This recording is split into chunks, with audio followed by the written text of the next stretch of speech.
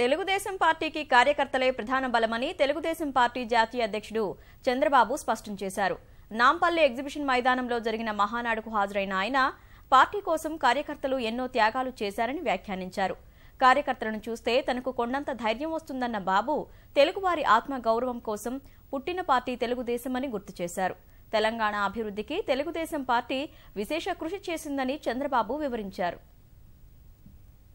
ఇప్పటికి దగ్గర 36 సంవత్సరాలైంది మన పార్టీ పెట్టి. మంచి వయసులో ఉంది పార్టీ. మీరు కూడా మంచి ఉత్సాహంలో ఉన్నారు.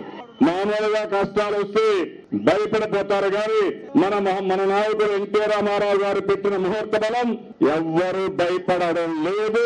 తిరిగి విజయాన్ని సాధిస్తామనే సంకల్పంతో ముందుకు పోతున్నారు.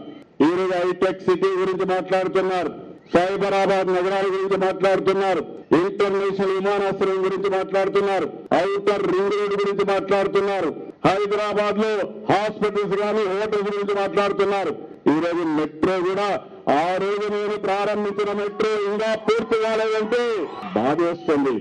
ఈ రోజు ఇరిగేషన్ ప్రాజెక్ట్ లో ఆ రోజు మనం ఫౌండేషన్ వేశాం. దేవాదుల లిఫ్ట్ ఇరిగేషన్ దగ్గర నుంచి మాధవరెడ్డి లిఫ్ట్ ఇరిగేషన్ ఏదైతే ఉందో ఆ రోజు అతిపెద్ద లిఫ్ట్ ఇరిగేషన్ భారతదేశంలో అది సక్సెస్ అయిన తర్వాతనే దేవాదులకు ఫౌండేషన్ వేశాం.